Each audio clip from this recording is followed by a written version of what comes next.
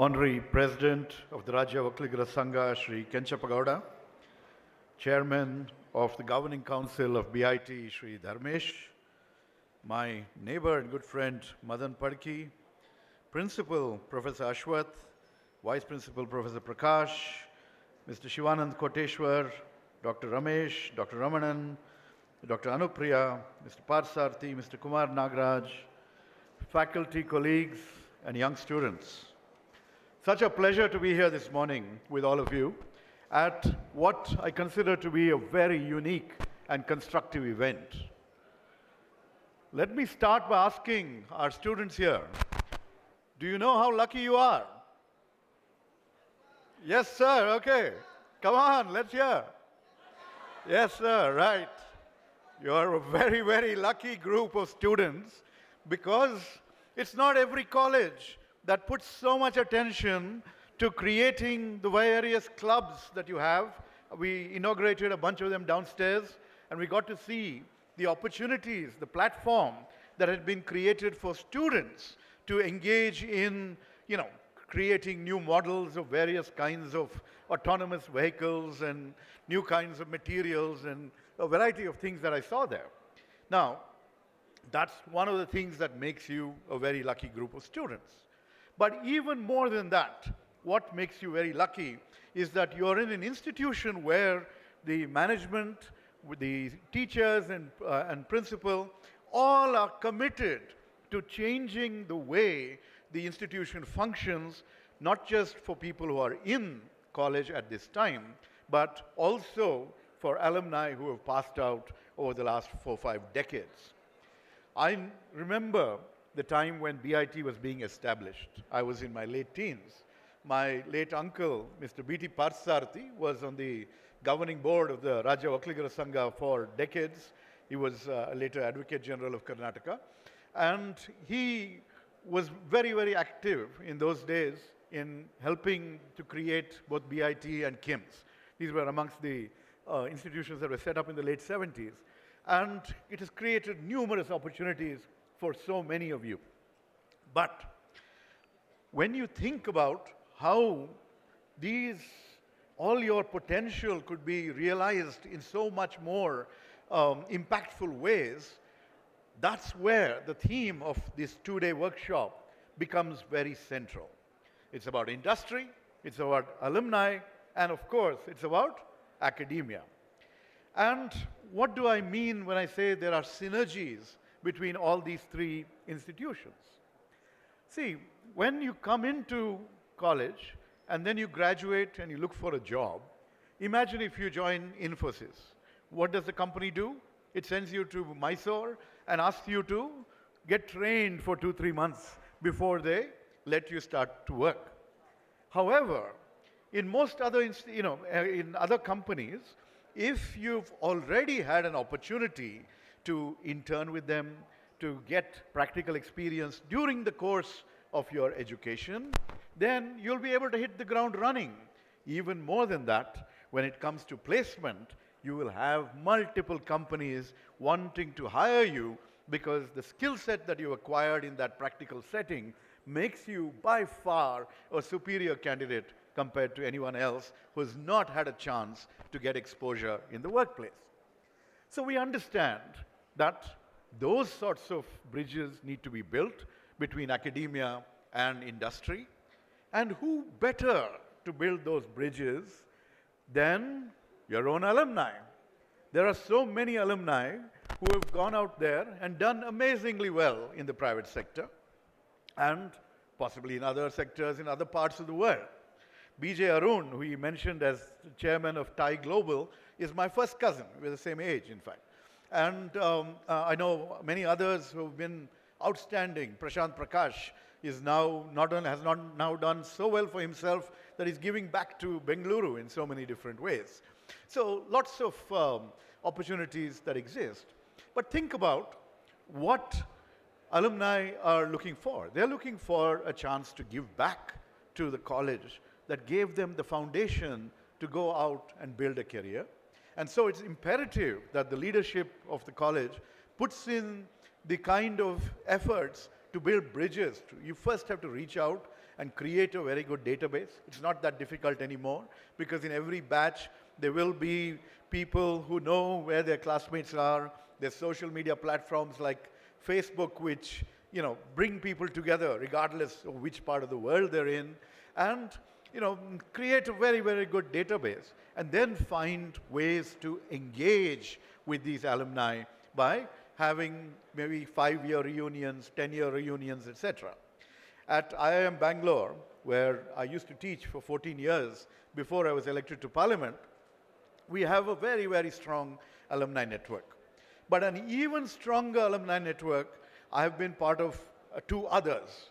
One is the Wharton School at the University of Pennsylvania, where I got my PhD, one of the world's best business schools. And I can tell you that when people come to Wharton or Harvard or any of these business schools, they come not just for what they can learn in the classroom, but they come because they're going to be part of these extraordinary networks of very, very successful people. And we are used to thinking about the IITs and the IIMs as the groups, as the institutions that have those networks. But there's nothing coming in the way for all of us to also build those networks and strengthen them and make sure that our students and alumni have wonderful opportunities going forward. The other alumni group that I'm part of is St. Joseph's Boys High School. Our alumni association is more than 100 years old, and it's very, very close-knit, and we have I'm part of a WhatsApp group which is the North American alumni, and anyone who is looking for a job after studying there will post their resume and people will reach out and help one another out. They don't have to know each other. They're united by that bond of having gone to the same institution. And that's what makes life so, so very interesting and impactful. In fact, when I was studying in those years, I grew up in a political family. My father was Speaker of the Assembly. My uncle was a union minister. So I've always wanted to succeed on my own merit, no influence. So I would always look down on networks, asking anyone for help. But later on, I've realized that this is not influence or changing the rules in any way. This is your larger family. That's what the alumni network is all about. It's your extended family, and everyone would be very, very happy to give you a chance, to give you a leg up, etc. And that's one of the other key roles that alumni can play, which is the role of mentors. There are a large number of alumni who are working in different sectors who, if our youngsters want to know more about what is the cutting edge technology in semiconductors, you'll probably have alumni who can come and give a talk about that. But even more, they could guide a handful of people on what to do and how to prepare themselves in such a way that they will be really at the very, very cutting edge of technology themselves. Those are the possibilities that exist. So when you think about industry, when you think about alumni, it's a no-brainer. There's so much that can come out of this. And even more important, when you all start thinking like the IIT graduates do, that instead of appearing for placement, that you have some wonderful idea and you want to test that out as a startup company, then you need people who are well-wishers of yours to give you guidance, to give you support, and possibly even be the earliest investors in your company. All that is possible because that common bond, the institution, Bengaluru Institute of Technology, is what unites everyone and what gives everyone that trust that these are our people, these are our extended family, let's go out and give them that crucial leg up. So these are the sorts of possibilities that exist. And I must say that when Dr. Ashwath and his team strengthen the placement, provide you the internship opportunities, keep inviting people from industry to come and give talks here. I don't know how much of that happens. That's actually extraordinarily important. And when I started by saying you're lucky, it's because you're in Bengaluru. In the old days, we would say there's a brain drain from India to the United States. Well, within the country, There's a brain drain from everywhere else to Bengaluru. This is where the action is. This is where amazing talent comes. And there's so many institutions. IIM, where I taught, IISc, people who want to pursue research. There's no shortage of people doing world-class activities right here.